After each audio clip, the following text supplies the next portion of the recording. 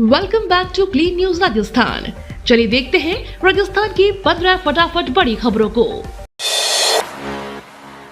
LPG किल्लत की खबरों पर सीएम भजनलाल बोले, राजस्थान में कोई कमी नहीं।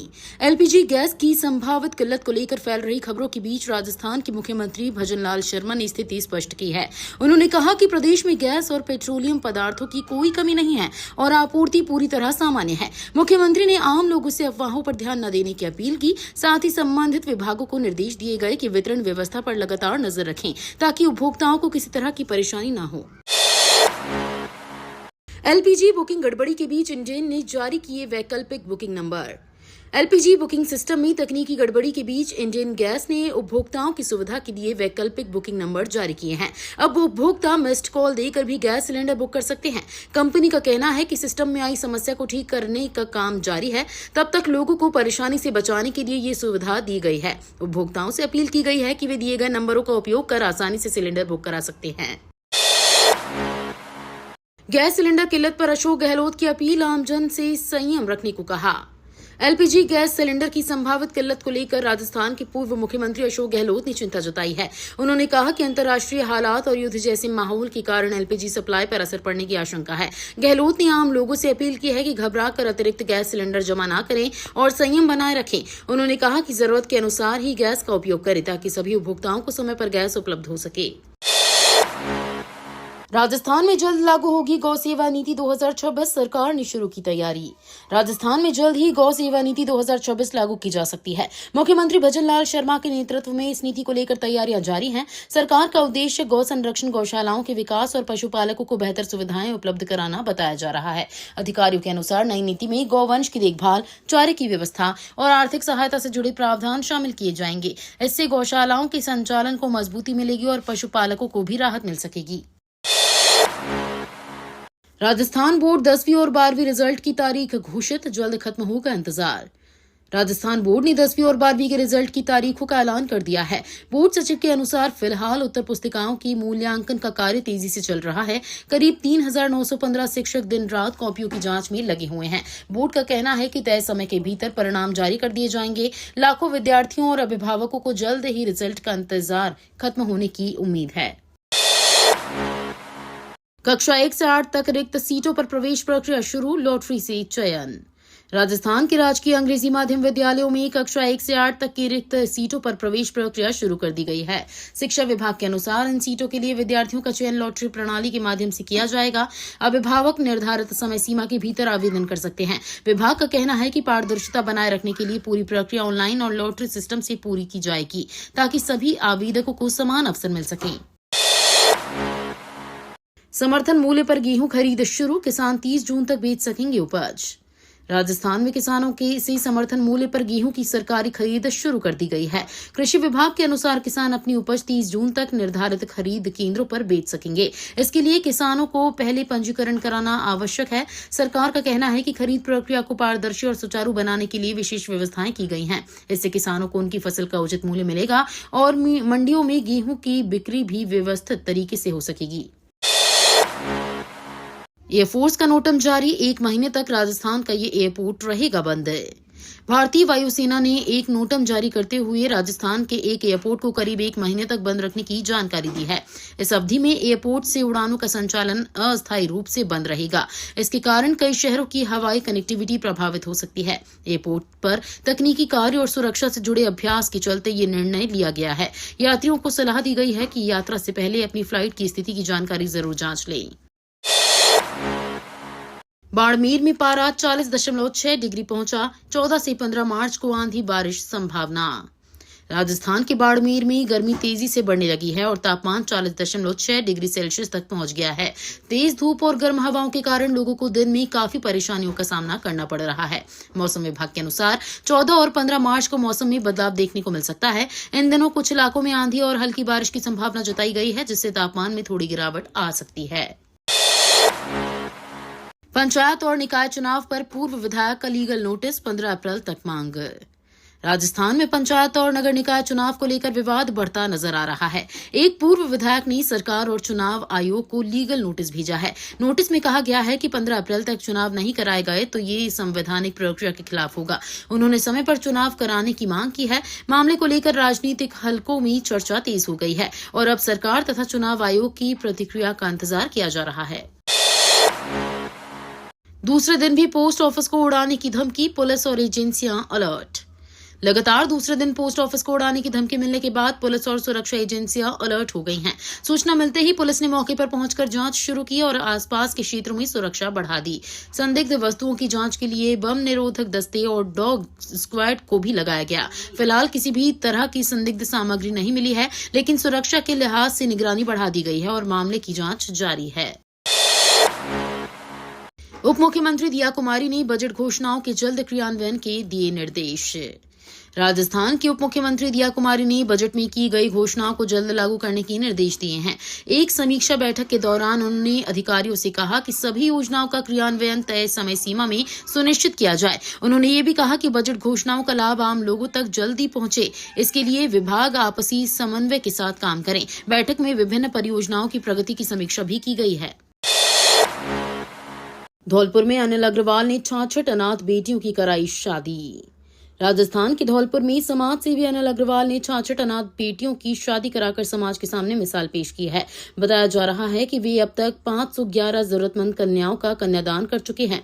इस सामूहिक विवाह कार्यक्रम में स्थानीय लोगों और समाज सेवियों ने भी सहयोग दिया। आयोजन का उद्देश्य जरूरतमंद बेटियों को सम्मान पूर्वक नया जीवन देना और समाज में सहयोग की भावना को बढ़ावा देना बताया गया। सांवलिया सेठ मंदिर में दान का नया रिकॉर्ड, भंडार से निकले 46.58 करोड़।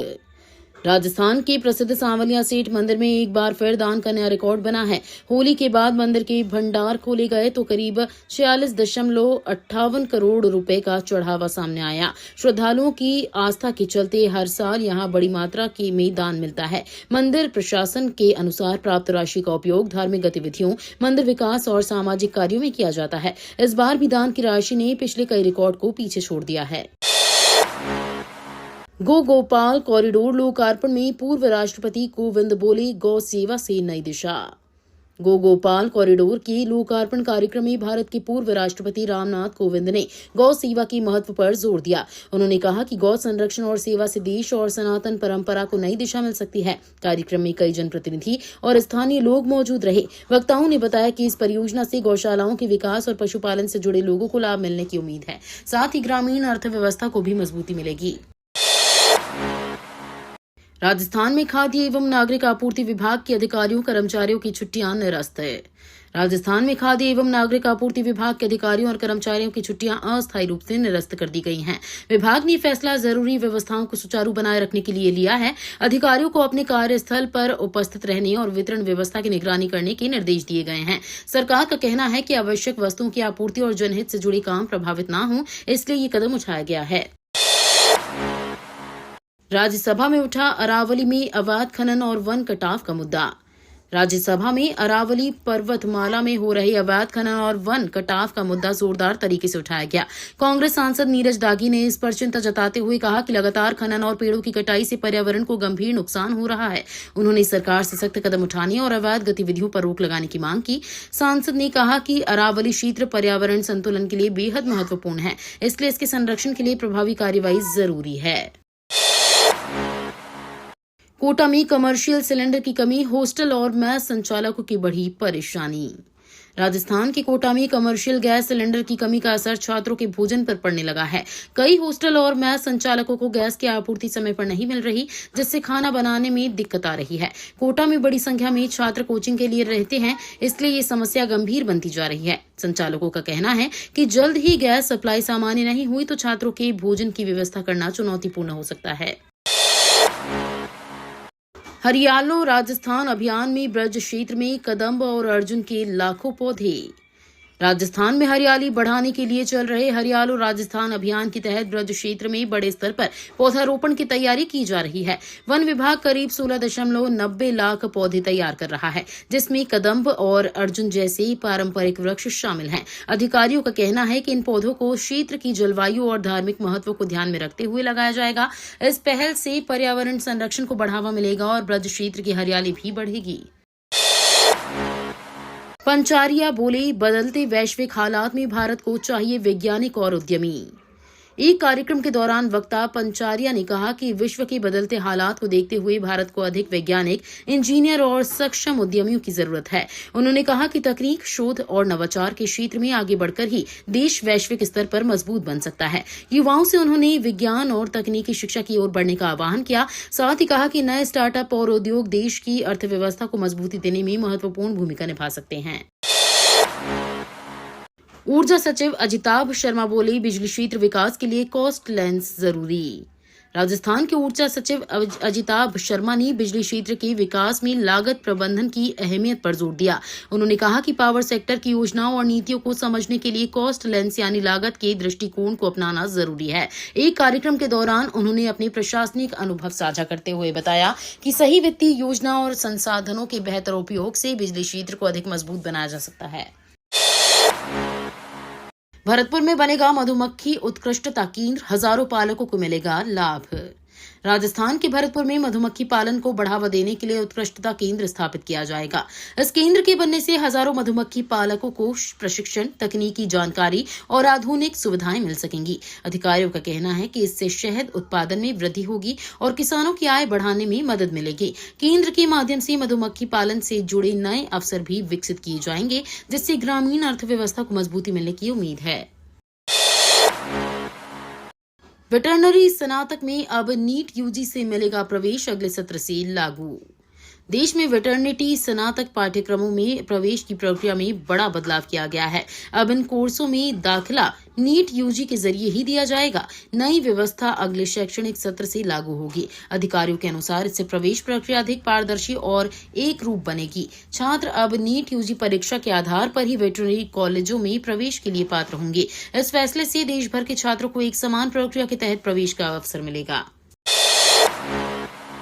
राजस्थान में राज्य वृक्ष खेजड़ी संरक्षण के लिए सख्त कानून बनाने की तैयारी।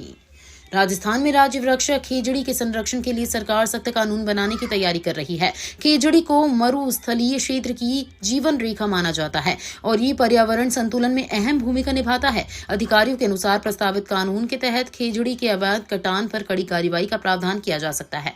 सरकार का उद्देश्य इस महत्वपूर्ण वृक्ष की सुरक्षा सुनिश्चित करना और प्रदेश में हरित क्षेत्र को बढ़ावा देना है। गलत यूपीआई ट्रांजैक्शन पर घबराएं नहीं, 4 तरीकों से मिल सकता है पैसा वापस।